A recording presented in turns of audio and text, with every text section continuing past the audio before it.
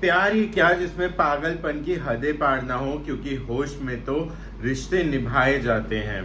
जी हाँ, रिशु सक्सेना की रानी सक्सेना आ गई हैं हसीन दिलरुबा का जादू अपने सारे व्यूअर्स के दिल पे चलाने के लिए। फिर आई हसीन दिलरुबा मूवी लेकर। जी हाँ, ये मूवी नेटफ्लिक्स पे OTT प्लेटफॉर्म पे लॉन्च होने वाली है 9 अगस्त को, और मैं आपके सामने आया हूँ इसका रिव्यू लेके। और क्या है प्लॉट, क्या है स्टार कास्ट में कोई हेर बदल तो नहीं हुई है, ये सब बातें आपके साथ डिस्कस करने के लिए। पर ऐसे ही डिस्कशन या रिव्यू के लिए अगर आपको मेरे साथ जुड़े रहना है तो उसके लिए आपको मेरे चैनल को करना होगा सब्सक्राइब, बज़ विद शुभ। और अगर आपको ये वीडियो पसंद आए तो इसे लाइक ज़रूर करिए। इस वीडियो के बारे में आपकी क्या है राय, कमेंट सेक्शन में ज़रूर बताइए। और इस मूवी के बारे में क्या है आपकी राय, वो भी आप कमेंट सेक्शन में ज़रूर लिखिए। तो आगे बढ़ते हैं इस डिस्कशन के साथ। फिर आई हसीन दिलरुबा, एक सीक्वल है हसीन दिलरुबा 1 का, जिसको डायरेक्ट किया था विनिल मैथ्यूव ने। और अभी जो डायरेक्शन है उसमें थोड़ा सा चेंज है, अब जयप्रद देसाई ने इसे किया है डायरेक्ट। और ये लिखी गई थी कनिका ढिलोन ने, और अभी भी जो राइटर है फिर आई हसीन दिलरुबा, उसकी भी राइटर कनिका ढिलोन है। स्टार कास्ट में तापसी पन्नू है, जो कि अभी भी एज अ रानी सक्सेना का ही कैरेक्टर निभा रही हैं। और वहीं विक्रांत मैसी जो हैं वो रिशु सक्सेना का कैरेक्टर निभा रहे हैं। बस थोड़ा सा ट्विस्ट आया है, पति पत्नी और वो में जो वो है उसमें हेर बदल हुआ है, जहाँ पे हर्षवर्धन रानी की जगह आए हैं सनी कौशल। जी हाँ, इस मूवी की स्टार कास्ट में जो चेंज हुआ है वो इसी ट्विस्ट में हुआ है। वो का नाम बदल गया और कैरेक्टर बदल गया है। अब सनी कौशल करेंगे इस रोल को प्ले, और प्रोडक्शन हाउस सेम है, T series colour yellow production house है। नेटफ्लिक्स पे ही लॉन्च होने वाली है। अगर हसीन दिलरुबा 1 की बात करी जाए तो वो मोस्ट वॉच नेटफ्लिक्स मूवी थी, और शायद यही कारण है क्योंकि दर्शकों को पसंद आई है, तो भाई इसका सीक्वल भी बन रहा है। फिर आई हसीन दिलरुबा। अब अगर इसके प्लॉट की बात करें तो सबसे पहले जो मूवी का ट्रेलर स्टार्ट होता है उसमें वो पुलिस वाले जो पहले उनके साथ इंटरोगेशन कर रहे थे रानी सक्सेना के साथ, वही उनकी ही आवाज़ और उन्हें ही दिखाया जाता है कि कहानी अभी बाकी है और इन्वेस्टिगेशन बाकी है, इसलिए सवालात और करने पड़ेंगे, और सच क्योंकि अभी बाहर नहीं आया है और इसीलिए सीक्वल 2 आया है।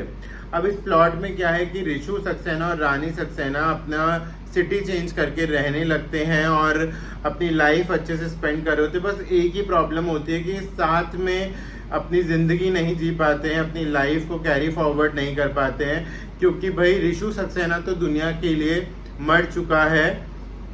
तो ये एक एक गैप है इन दोनों के रिलेशनशिप में, और ये लोग बहुत कोशिश करते हैं कि ये कैसे ना कैसे करके साथ में आ जाएं। तो जिस पे रिशु सक्सेना ये बोलते हैं, मैं तेरी हर जिद मानने को तैयार हूँ, पर कोई तीसरा अब शामिल नहीं होना चाहिए। जैसे कि पहले हर्षवर्धन राणे थे इसके अंदर, नील के किरदार में पति पत्नी वो का किरदार था वो निभा रहे थे।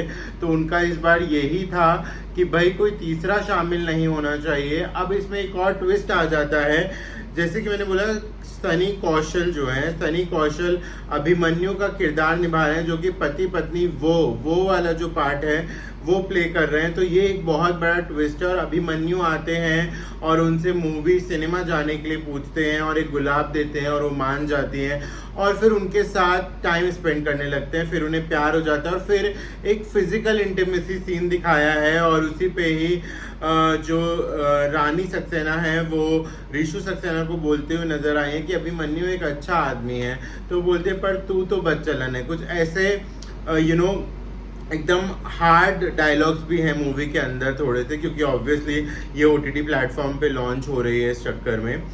अब इसमें क्या होता है कि एक ऐसा टाइम आता है ट्रेलर में जहाँ पे अभिमन्यु रिशु सक्सेना के साथ एक जाइंट व्हील पे झूला झूल रहे होते हैं, और वहाँ पर अभिमन्यु उन्हें एक डायलॉग मारते हैं कि एक किस्मत भी कमीनी चीज़ है, अगर साथ ना दे तो जन्म जन्म का प्यार भी मिल नहीं पाता।